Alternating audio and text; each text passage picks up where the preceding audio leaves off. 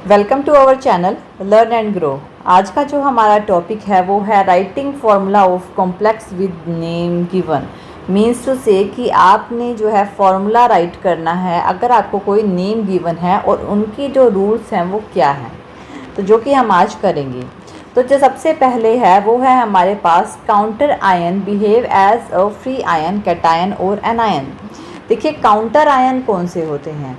Counter ion वो होते हैं जो कि फॉर्मूला के बाहर लिखे हुए होते हैं, कॉम्प्लेक्स के बाहर लिखे हुए होते हैं। एग्जाम्पल मैं यहाँ पे लिख रही हूँ ब्रैकेट में CO, ब्रैकेट में NH3 6Cl3। अब यहाँ पे ये जो Cl3 है ना, ये वाला जो Cl3 है ये काउंटर आयन है, ठीक है ना। जो बाहर होते हैं कॉम्प्लेक्स यानी ब्रैकेट से बाहर होते हैं उन्हें काउंटर आयन बोलते हैं।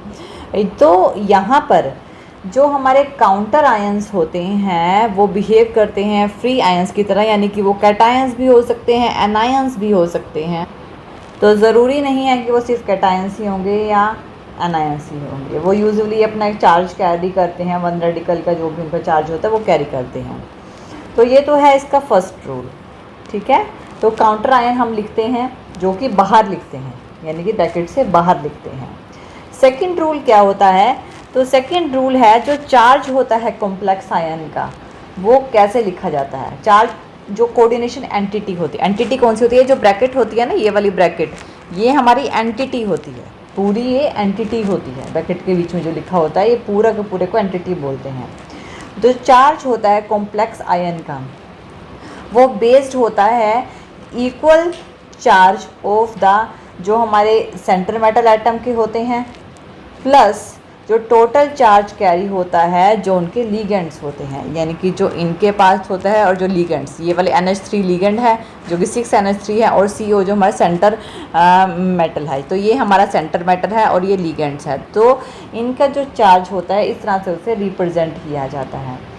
तो नॉर्मली हम क्या कह सकते हैं कि जो भी कॉम्प्लेक्स आयन का चार्ज है उसे इस तरह से डिनोट किया जाता है, वो इक्वल होता है जो सेंटर एटम का चार्ज है। सेंटर एटम का चार्ज मतलब जो उसकी ऑक्सीडेशन स्टेट है प्लस जो टोटल चार्ज जो लिगेंड्स कैरी कर रहे हैं। ये सेकंड है।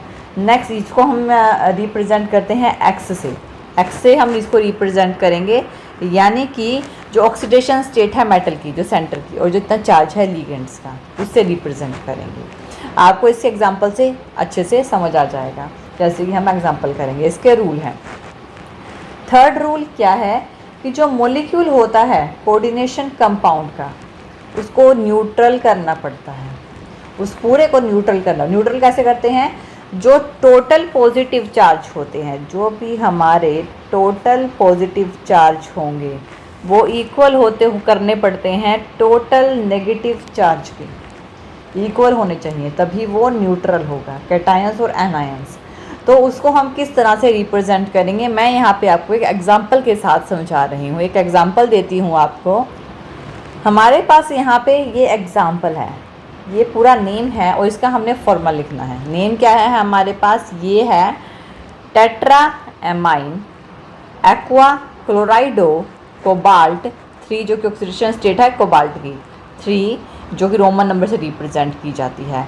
क्लोराइड यानी कि क्लोराइड्स। तो ये जो है ये पूरा नाम है और इससे आपने फॉर्मूला बनाना है।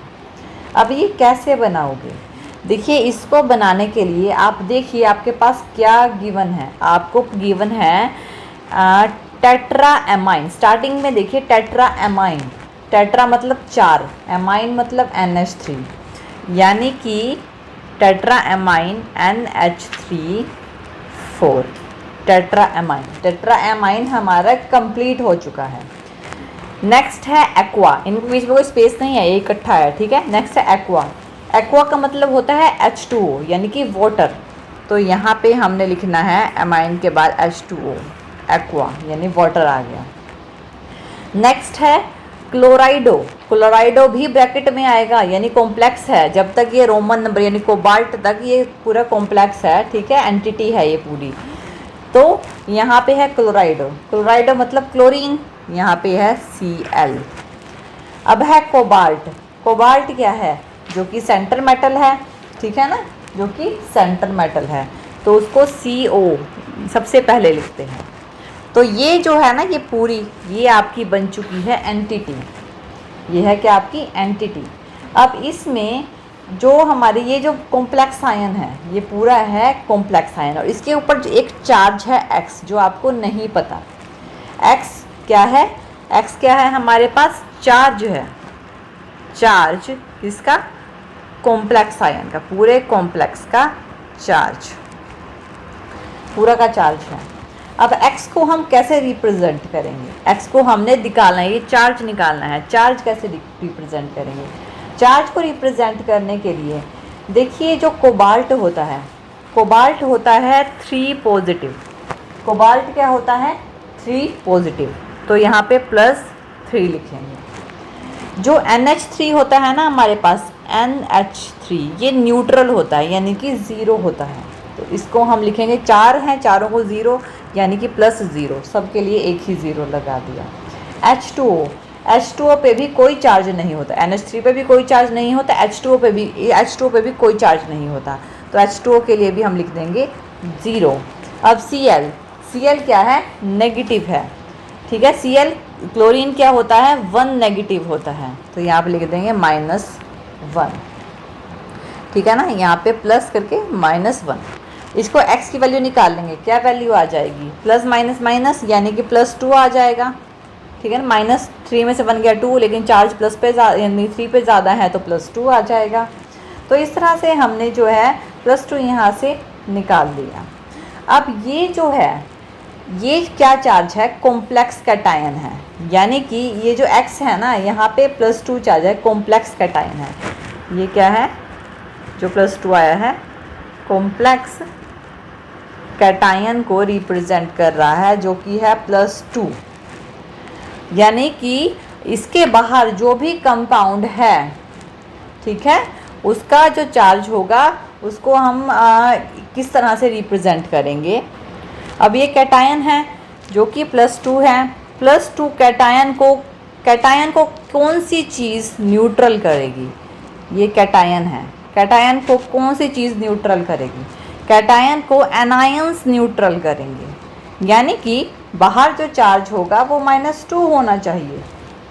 न्यूट्रल करने के लिए ना 2 एनायंस चाहिए, जो कि न्यूट्रल करेंगे कैटायन के +2 के चार्ज को। और वो क्या होगा?